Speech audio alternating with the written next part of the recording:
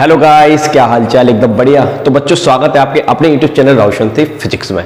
आज की इस वीडियो में बहुत इंपॉर्टेंट क्वेश्चन में लेकर आया हूं। इन क्वेश्चन को अगर आपने बिना स्किप किए पूरा देख लिया तो डेफिनेटली गारंटी है आपका इस चैप्टर से डर खत्म हो जाएगा। बहुत इंपॉर्टेंट क्वेश्चन है, इस तरह क्वेश्चन एग्जाम में आते ही आते हैं। तो चलिए बिना देरी करते हैं वीडियो को स्टार्ट करते हैं। स्किप मत करना बच्चों, आपके फ्यूचर आपको फिजिक्स के पेपर को फोड़ना है तो ये वीडियो आप लोगों के लिए काफी इंपॉर्टेंट है। तो चलिए स्टार्ट करते हैं। पहला क्वेश्चन आपकी स्क्रीन पर, if a body gives out 10⁹ electron every second, how much time is required to get a total charge of 1 coulomb from it. एक बॉडी से 10⁹ इलेक्ट्रॉन निकल रहे हैं तो उस बॉडी पर 1 कूलम चार्ज कब हो जाएगा, कितना समय लगेगा? बहुत इंपॉर्टेंट क्वेश्चन है। अब इसको करने का लॉजिक क्या है, जरा ध्यान समझना। एक बात मैं आपको बता देना चाहता हूं। सबसे पहले तो देखिए, यहां पर एक चीज समझिए। इन्होंने एक कंसेप्ट, एक लाइन बोली है 10⁹ इलेक्ट्रॉन्स एवरी सेकेंड, यानी कि आपको नंबर ऑफ इलेक्ट्रॉन का रेट दिया हुआ है कितना, 10⁹। ठीक है भैया। अब आप करेंगे क्या, dn dt का इधर मल्टीप्लाई कर देंगे और आप इसको इंटीग्रेट कर लेंगे। जैसे ही आप इंटीग्रेट करेंगे तो dn का इंटीग्रेशन n होता है और 10⁹ कांस्टेंट है, बाहर आ जाएगा, और dt का इंटीग्रेशन क्या होता है, t। तो ये आपको एक कंसेप्ट मिल जाएगा यहां पर। इस लाइन को पढ़कर आपको ये समझ में आना चाहिए कि n किसके बराबर है, 10⁹ t के बराबर है। बस आपका सवाल हो गया। तो यहां पर हमने लिख दिया, गिवन है n = 10⁹ t। ओके, आपको क्या निकालना है, कितना समय लगेगा, समय इसमें इन्वॉल्व है। तो अब हम एक फॉर्मूला जानते हैं, Q = NE। यहां पर Q की वैल्यू कितना करना चाहते हैं, 1 कूलम। ठीक है साहब, 1 कूलम करना चाहते हैं, यहां 1 आ जाएगा। N की वैल्यू हमने यहां पर पुट कर दी, ये आ जाएगी। ठीक है, यहां से T निकालना है तो T को छोड़ के बाकी सब डिनोमिनेटर में चला जाएगा। देखिए इधर। ओके, इसको हम सॉल्व करेंगे, पॉइंट हटाएंगे, 1 0 बढ़ जाएगा। फिर तो आपका सॉल्व करने वाला पोर्शन है। जैसे ही आप सॉल्व करेंगे तो आपका जो टी का वैल्यू आ रहा है वो सेकंड में आएगा कितना, 6.25 × 10⁹ सेकंड। लेकिन अगर इसको आपको फील करना है, ईयर में आंसर देना है, तो सेकंड को आपको क्या में कन्वर्ट करना पड़ेगा, ईयर में। तो ईयर में कन्वर्ट करने के लिए 365 × 24 × 60 × 60 आपको करना पड़ेगा, डिवाइड करके इसका आंसर आ जाएगा 200 ईयर। यानी कि अगर एक बॉडी से पर सेकंड 10⁹ इलेक्ट्रॉन निकलते हैं तो उस पर 1 कूलम चार्ज कब होगा, तो आंसर 2 साल लग जाएंगे भाई साहब। तो बढ़िया क्वेश्चन है, इंपॉर्टेंट है। किस पर बेस्ड है, यस, क्वांटाइजेशन ऑफ चार्ज पर बेस्ड क्वेश्चन है। चलिए अगला क्वेश्चन देखते हैं, कूलम लॉ पर बेस्ड क्वेश्चन। बहुत इंपॉर्टेंट क्वेश्चन है। देखो इस तरह क्वेश्चन आते हैं एकदम। यहां पर आप देखिए 2 डायग्राम बने हुए हैं, बहुत ही बेसिक से क्वेश्चन है, बहुत अच्छे क्वेश्चन है। देखिए यहां पर आपके पास एक चार्ज है Q1 नहीं बोल के Q बोल दिया, चलो ठीक है। 3 चार्जेस है इक्विलेटरल ट्रायंगल के वर्टेक्स पर अवेलेबल है। ठीक है भैया, हमसे ये पूछा जा रहा है find net force any charge. किसी भी एक चार्ज पर आपको फोर्स निकालना, कैसे निकालेंगे? देखिए बड़ा आसान है। देखिए ये वाला चार्ज इस चार्ज पर फोर्स लगाएगा अलोंग द लाइन, तो इस पर जो फोर्स लगेगा वो अलोंग द लाइन लगेगा, तो उसकी डायरेक्शन मैंने ऐसे इन्वॉल्व कर ली। सपोज दैट इसके द्वारा इस पर लगने वाला फोर्स कितना मान लिया, F1। क्या सर हमको कूलम लॉ का फॉर्मूला याद है? यस, बड़ा आसान फॉर्मूला है। F = क्या होता है, coulomb constant Q1 Q2 upon R² होता है। Q1 की जगह ये वाला चार्ज, Q2 की जगह ये वाला चार्ज, अपॉन में डिस्टेंस जो भी दिए साइड की वो L रख देंगे। ठीक है, तो ये फोर्स कितना आ गया, F1 = C⁻Q² अपॉन L² आ गया। आप C' लिखना चाहे तो C' लिखिए, C लिखना चाहे तो C लिखिए, कोई दिक्कत वाली बात नहीं है। ठीक है, तो इसने इस पर फोर्स लगा दिया इस डायरेक्शन में। अब ये वाला चार्ज इस चार्ज पर फोर्स लगाएगा इधर की तरफ अलोंग द लाइन जॉइनिंग। ठीक है, किसी भी एक चार्ज पर निकालना है तो हम इसी चार्ज की बात कर रहे हैं, तो यहां पर लगेगा इस डायरेक्शन में। और चूंकि डिस्टेंस सेम है, चार्ज इसके मैग्नीट्यूड सेम है, तो सेम फोर्स लगेगा, ये आ जाएगा। ठीक है, अब एक ही पॉइंट पर 2 फोर्स काम कर रहे हैं तो रिजल्टेंट फोर्स क्या होगा? तो आप एक ट्रिक याद रखिए, अगर ये एंगल 60 डिग्री है तो ये एंगल भी कितना होगा, 60 डिग्री। और 60 डिग्री पर सेम मैग्नीट्यूड के 2 फोर्स काम करें तो उनका रिजल्टेंट फोर्स निकालने का डायरेक्ट फॉर्मूला आप रट्टा मार के चलेंगे, ये होता है। ये फॉर्मूला आप याद कर लेना। कौन सा वाला, F = 2F cos θ/2, क्योंकि F का मैग्नीट्यूड सेम है ना भैया। ये फॉर्मूला आपको याद रखना है बस, अब कुछ नहीं करना। इसको मैंने देखो 2F ही लिखा है, यहां पर 30 कैसे आ गया, देखो इसकी जगह हम रखेंगे 60 डिग्री, तो जैसे ही हम 60 रखेंगे 2 से कैंसिल हो जाएगा, 30 आ जाएगा। और cos 30 की वैल्यू कितनी होती है, √3/2 होती है। तो ये तो हो गया √3/2, 2 से 2 कैंसिल हो गया, 2F आ जाएगा, सॉरी 2 से 2 कैंसिल हो गया, f√3 आ जाएगा। और f√3 आ गया, f√3 को आप सॉल्व कर लेंगे। यहां पर मैंने सॉल्व करके दिखाया है, नहीं दिखाया है कोई बात नहीं, मैं आपको यहां बता देता हूं इसके बारे में। कितना आ जाएगा रिजल्टेंट फोर्स आपका √3f। अब आप घबराइए मत, आपके f के मैग्नीट्यूड सेम ही थे, तो बस आपको कुछ नहीं करना, यहां पर f की वैल्यू डालनी है। f की वैल्यू कितनी थी, c'(q²/L²). This is our answer, कुछ नहीं था। ठीक है, आइए इसी जैसा सेम क्वेश्चन एक ये है, इधर देखिए, यहां पर आपको एक स्क्वायर दिया हुआ है। अब हमसे यहां पर भी ये पूछा जा रहा है कि एक पॉइंट पर किसी भी एक चार्ज पर आप क्या निकाल दीजिए, नेट फोर्स निकाल दीजिए। तो कैसे निकालेंगे, देखिए मान लो हमने ये वाला चार्ज पकड़ लिया, ये वाला चार्ज पकड़ लिया, ये वाला चार्ज इस पर फोर्स लगाएगा अलॉन्ग दी लाइन नीचे की तरफ। फोर्स निकालने का फॉर्मूला क्या होता है, वही c'(q²/L²), मतलब q1 q2/r² ना। तो चार्जेस सेम है तो q² हो गया, खत्म हो गई बात। और डिस्टेंस कितनी है, L, तो ये आ जाएगा। अब इसके द्वारा इस पर लगने वाला फोर्स इधर की तरफ आएगा, कितना, F, सेम मैग्नीट्यूड सेम है। अब ये वाला चार्ज भी बच गया, क्योंकि हमने इसके कारण निकाल लिया, इसके कारण निकाल लिया, अब ये वाला चार्ज बच गया। तो अब इसके कारण यहां पर फोर्स निकालना है, तो उसके लिए एक प्रॉब्लम है। देखो क्या प्रॉब्लम है, क्योंकि ये डिस्टेंस हमको नहीं पता। अगर ये डिस्टेंस नहीं पता तो आप नहीं निकाल पाओगे। तो उसके लिए आपको एक काम करना पड़ेगा, ये L है, ये L है, और ये आपका रेक्टेंगुलर बन गया, राइट एंगल बन गया, सॉरी राइट एंगल में आप पाइथागोरस थ्योरम लगाएंगे तो ये आ जाएगा L√2। अब आप इस चार्ज के कारण यहां पर जब फोर्स की वैल्यू निकालेंगे तो वो कितनी आएगी, यस, c'(q²/2L²) आ जाएगी। अब आपको क्या करना है, रिजल्टेंट निकालना है। क्या निकालना है, रिजल्टेंट। अब जरा ध्यान सुनना, रिजल्टेंट निकालने का तरीका क्या है, बड़े अच्छे से सुनना। देखिए ये पॉइंट पर ये वाला फोर्स इधर की तरफ काम कर रहा है, इसी पॉइंट पर ये वाला फोर्स इधर की तरफ काम कर रहा है, इनके बीच में एंगल कितना है, 90 डिग्री। तो 90 डिग्री पर जो डायरेक्ट ट्रिक होती है फॉर्मूले की, वो कितनी होती है, √2f। कितनी होती है मेरे भाई, √2f। ठीक है, 90 डिग्री पर रिजल्टेंट फोर्स निकालने का फॉर्मूला होता है √2f। ये ट्रिक याद रखिए भैया, जल्दी आंसर लाना है, ट्रिक याद रखिए। ठीक है, ये होता है। अब इसी डायरेक्शन में इन दोनों का रिजल्टेंट कितना आ गया, ये आ गया भाई, ये आ गया। f की वैल्यू वही है, c'(q²/L²). ठीक है, अब इसके कारण इस पर लगने वाला फोर्स कितना था, ये c'(q²/2L²). और ये दोनों एक ही डायरेक्शन में, तो दोनों को ऐड कर देंगे। तो फाइनल आंसर में आपको दोनों को ऐड करना है, ये आपका आंसर आ गया। इसमें कुछ नहीं है, जो कॉमन आ रहा है वो कॉमन निकाल दो, अंदर बचा वही आपका आंसर है। अगर इनकी वैल्यू दी होती, बस आपको जहां वैल्यू डालनी है, आपका आंसर। बढ़िया क्वेश्चन है, कूलम लॉ पर बेस्ड। अगला क्वेश्चन देखिए, नेक्स्ट क्वेश्चन की बात करते हैं। 2 point charges placed in a medium of dielectric constant 5 are at a distance r between them experience an electrostatic force F. The electrostatic force between them in vacuum at the same distance. दो charges है, suppose that Q1 Q2 कुछ भी मान लीजिए, अभी यहां पर रखे हैं मीडियम में, तब इनके बीच में मान लो फोर्स कितना है, F है। अब सेम डिस्टेंस पर रखे हैं। अब इन दोनों को उठा के हमने कहां रख दिया, एयर में रख दिया, सेम चार्जेस है, एयर में रख दिया, सेम डिस्टेंस है, तो फोर्स की वैल्यू हमको निकालनी है। तो नया फोर्स क्या होगा, बड़ा आसान है, इसके लिए डायरेक्ट फॉर्मूला याद करिए। डाइलेक्ट्रिक कांस्टेंट का ये फॉर्मूला होता है कि डाइलेक्ट्रिक कांस्टेंट किसके बराबर होता है, फोर्स इन एयर और vacuum divide by force in medium. हमें एयर में निकालना है, तो इसका आप इधर मल्टीप्लाई कर देंगे, तो ये फॉर्मूला आ गया। ये फॉर्मूला आ गया मेरे भाई, के की वैल्यू आपको दे रखी है कितनी, 5। तो जैसे ही आप 5 रखेंगे तो ये बता देगा कि मीडियम में जो फोर्स था उसका कितना हो जाएगा, 5 टाइम। ये देख लीजिए, एयर में कितना हो जाएगा, 5 टाइम। ठीक है, तो ये आपका आंसर हो गया। नेक्स्ट क्वेश्चन की बात करते हैं।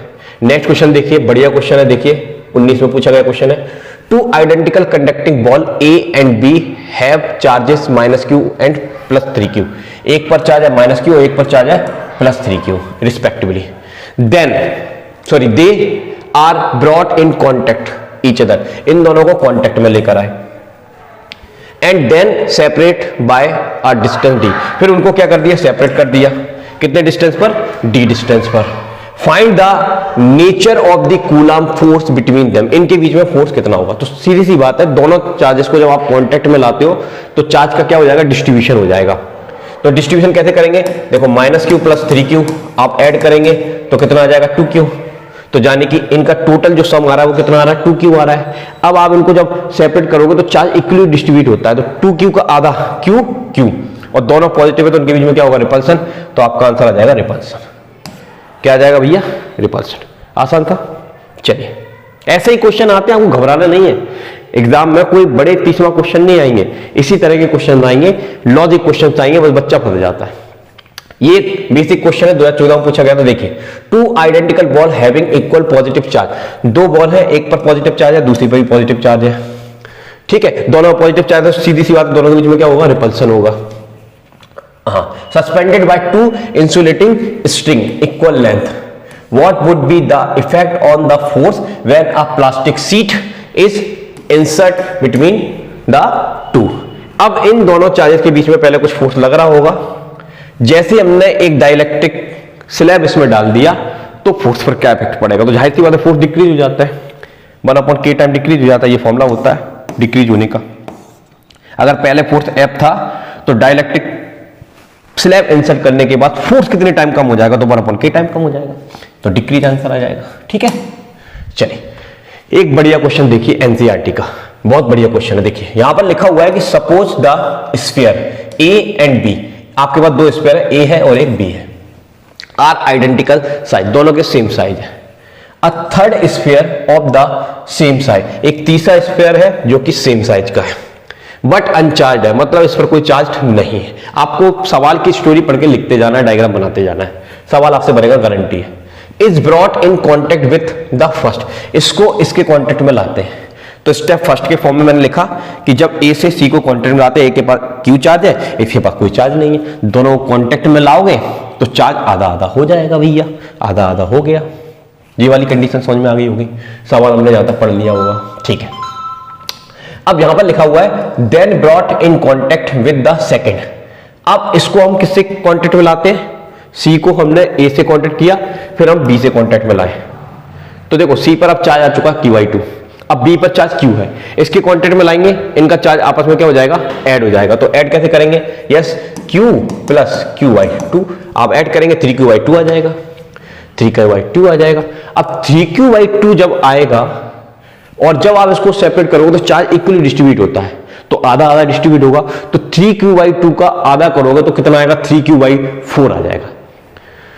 तो देखिए यहां पर आ जाएगा आपका, कहां गया, 3QI4 और 3QI4 अलग करने पर, जोड़ने के बाद। ठीक है भैया, उसके बाद की कहानी क्या लिखी है, and finally remove from both, और उनको फाइनली हमने क्या कर दिया, रिमूव कर दिया। ठीक है, तो अब ए की जो नई कंडीशन है वो ये है, बी की जो नई कंडीशन है वो ये है, इनके बीच का डिस्टेंस r है। अब इनके बीच में फोर्स निकालना, तो फोर्स निकालने का फॉर्मूला याद है आपको, constant Q1 Q2 upon r²। तो देखिए बीच का दूरी तो r है, r रख देंगे r², इसका चार्ज QI2, इसका चार्ज TQI, इसको सॉल्व कर लेंगे थोड़ा सा, तो सॉल्व करेंगे तो ये स्थिति बनेगी, देख सकते हैं आप। उसके बाद ये 4 2 जा कितना हो गया, 8 हो गया, ऊपर 3 है, ये आ गया। अब ये कौन सा फोर्स था भैया, ये आपका फोर्स था मेरे भाई, यस ओल्ड फोर्स था, स्टार्टिंग में जब इनको टच नहीं कराया तो ये फोर्स था, ये वाली वैल्यू को हम वहां रख देंगे, यहां पर लिख देंगे ओल्ड फोर्स। अब ओल्ड फोर्स की वैल्यू आपको पहले सॉल्व करके निकाल लेनी है, एनसीईआरटी का सॉल्व क्वेश्चन है, इसको निकाल लेनी है, और जैसे ही यहां रखोगे वही आपका क्या आ जाएगा, फाइनल आंसर आ जाएगा। तो थोड़ा सा आप इसको करके बताइएगा। चलिए समझ में आया, बढ़िया क्वेश्चन था। अब एक और शानदार क्वेश्चन मैं आपको बताता हूं, कूलॉम लॉ पर बेस्ड क्वेश्चन है, देखिए क्या है। Two similarly equally charge identical metal sphere A and B repel each other, ये दोनों एक दूसरे को रिपेल कर रहे हैं, ठीक है, इनके बीच लगने वाला फोर्स है इतना, ये दे रखा है।